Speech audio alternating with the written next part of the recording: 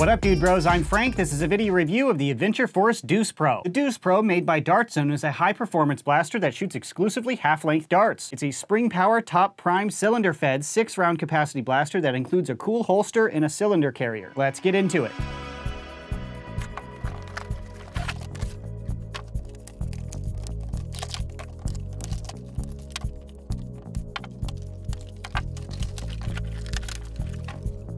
Included is the blaster, barrel extension, 3 cylinders, cylinder carrier, holster, barrel carrier, short darts, and instructions.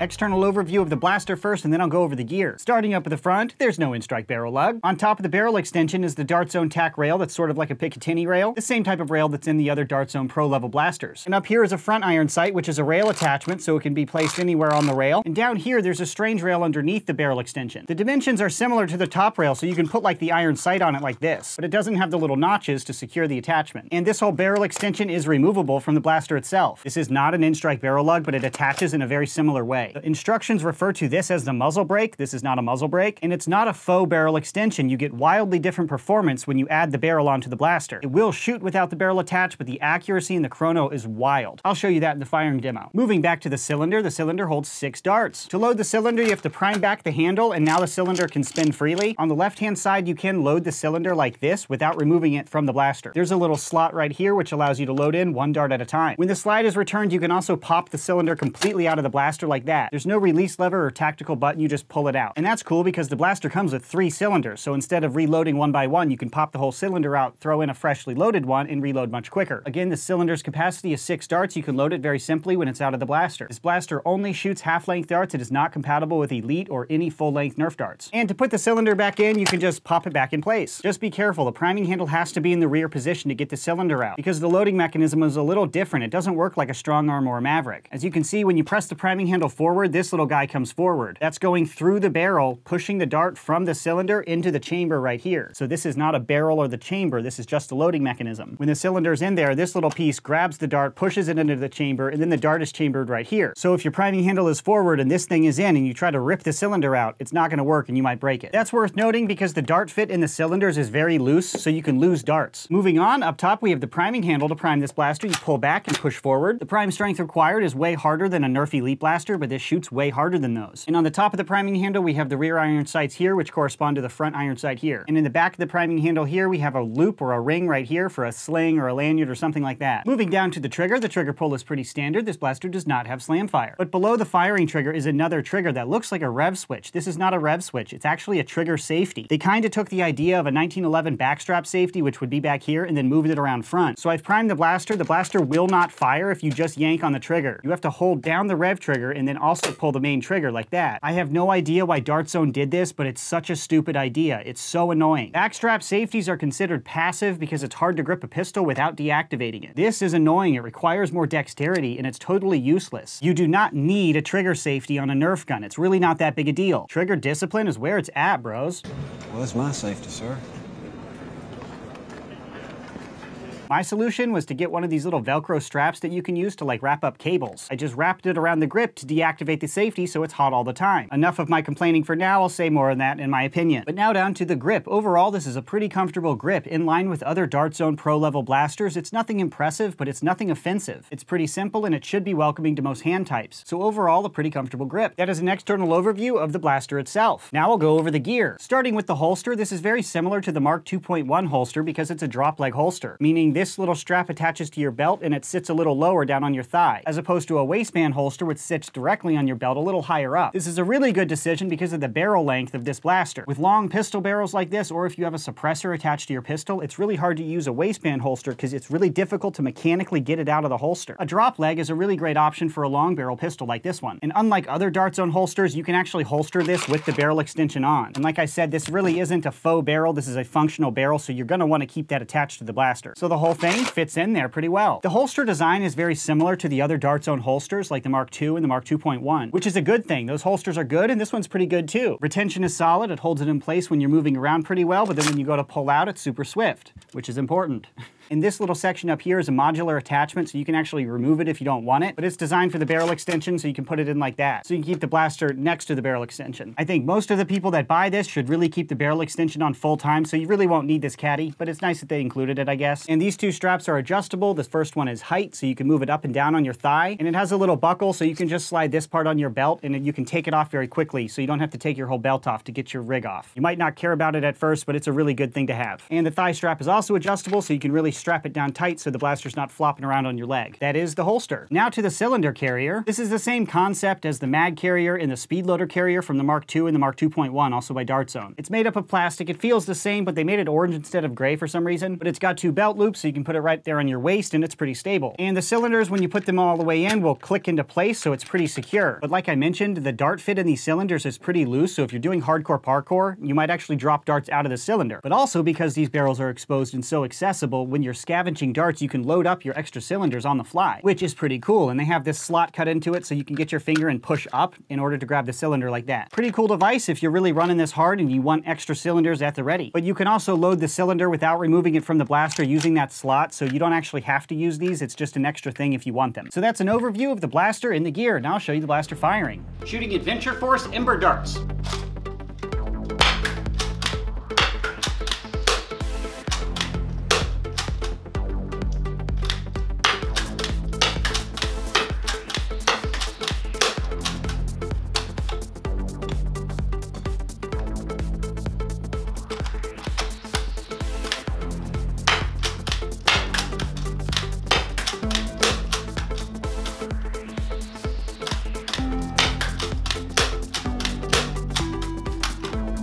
You didn't feed.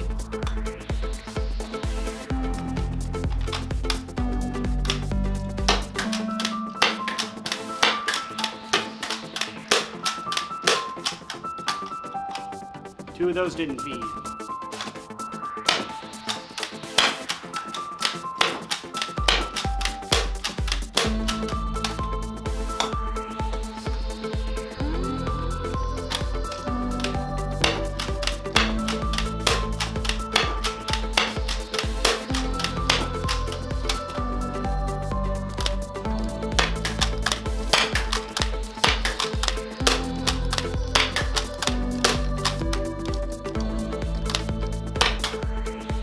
Now taking the barrel off.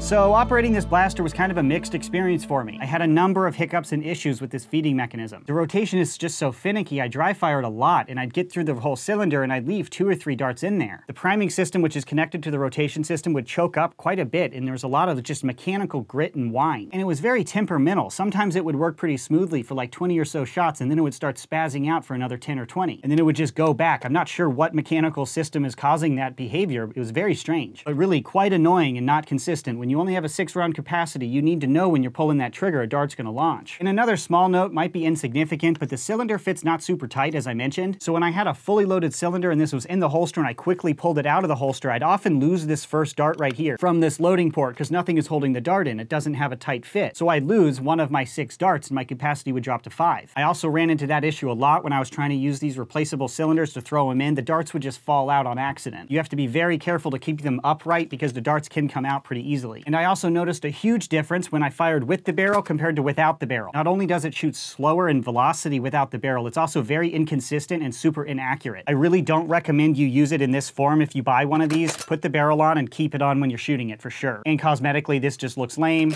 This looks way cooler. Because it's all about the style points with a revolver. So those are my firing notes for the Deuce Pro. To compare this blaster to others, I put it up on my chronograph. First, the included Adventure Force Ember darts with the barrel on 144 feet per second, with the barrel off 98 feet per second. Then I tested with Dart Zone Ruby half-length darts and with the barrel on 125 feet per second, and with the barrel off 106 feet per second. So it shoots harder with the barrel on, but it's the inconsistent firing that's way more annoying than just a lower velocity. It would be a cool idea to be able to shoot at 2 different velocities on the same blaster, but the inconsistency without the barrel makes it kind of unusable. But it shoots way harder than the Nerf Elite Par of 70 feet per second. This is a pro-level blaster by Dart Zone. We're kind of used to this now. It shoots up with the Dart Zone Mark II, Mark 2.1, the Nexus Pro, and the the Max Striker. This is in a whole different class as normal Nerf Elite blasters. That is the objective information I can provide on this blaster. Now to my personal opinion. My overall opinion on this one is pretty mixed. It's really cool that they're introducing a high-performance cylinder-fed revolver like this. That's pretty rad. But the execution of this one just makes it a little less fun to play with. It dry-fired so often, I had so many hiccups with the rotation mech that I really won't be using this in the future. Even as a plinker, it's just so annoying when your blaster dry-fires instead of shooting, especially with a 6-round capacity. And not only were the mechanical issues a problem, this trigger safety. Dart zone, why did you do that? It's so dumb. Safeties are not necessary on Nerf guns first and foremost, but if you want to put one on there, cool, just let me keep it hot and not touch it anymore. I very rarely activate my trigger safeties on my Nerf blasters. It's just unnecessary. I just don't touch the trigger if I don't want to shoot. The other safeties that Dart Zone makes are cool because you can keep it in fire and it's not a nuisance. This is super annoying and uncomfortable. I would really recommend you get a Velcro strap, a rubber band, or some tape or something and just disable it permanently. And I know some of you are probably like, well, it's in the same spot as the Rev trigger. Isn't it just like a flywheel blaster? No, it's really not. When you're using this blaster, you're stabilizing the blaster with your firing hand. For me, it's my right hand. Priming the blaster with my left hand, pulling the trigger with my right index finger, and now I have to also use dexterity on my right finger. It's just a lot going on with my hands. When I'm using a flywheel power blaster, I pretty much aim with my left hand holding the front of the blaster. I'm stabilizing the grip with my right, and I'm very delicately striking the trigger and my rev switch. A lot of the work is being done with my left hand. Here, my left hand can't be used to stabilize because I need to prime it. If they insist on having a trigger safety for whatever reason, it really should have been one of their push-through little buttons like they use on all their other blasters. Or even a 1911 style backstrap safety, because those are much easier to activate. They really are more passive, because when you grip it, you just naturally depress the safety and you're ready to pull the trigger. This requires a lot more dexterity with my middle finger, and it really just bugged my fingers. I might be overstating this, it might have annoyed me a little bit more, but you guys know I'm super picky about my grips, and you don't want to make your fingers do more work than they have to. Your attention should be in your sight picture, in the gameplay, and pulling the trigger, not some unnecessary stupid safety. It's just a waste of energy. So back to my opinion, I think it's cool that they tried a cylinder-fed high-performance blaster. That's pretty cool, but the execution of this one really turns me off. I will not be using this in the future. So now to the question to buy or not to buy. This blaster only shoots half-length darts, and it shoots at a very high muzzle velocity, so if you're a stock class nerfer, this is not for you. So who is this blaster for? I can really only see Revolver fanboys being happy with this. If you're not gung-ho on cylinders and revolvers, I just say go buy a Mark II or a Mark 2.1. Those loading systems are superior to this. This is slower and efficient and leads to dropping darts constantly. And the ergonomics are really ruined by the unnecessary trigger safety. I enjoy the Mark II, I enjoy the Mark 2.1. If you're looking for a high-performance pistol, buy one of those. The Deuce Pro really misses the mark for me. It's not a smooth operator and I won't be using it, so I really can't recommend you go out and buy it. But hopefully I've laid out all the information you need to make an educated purchase decision on your own. If you'd like to buy one, I'll put a purchase link in the description box below. That's it for this video. Thanks so much for watching, and as always, bros, stay tactical.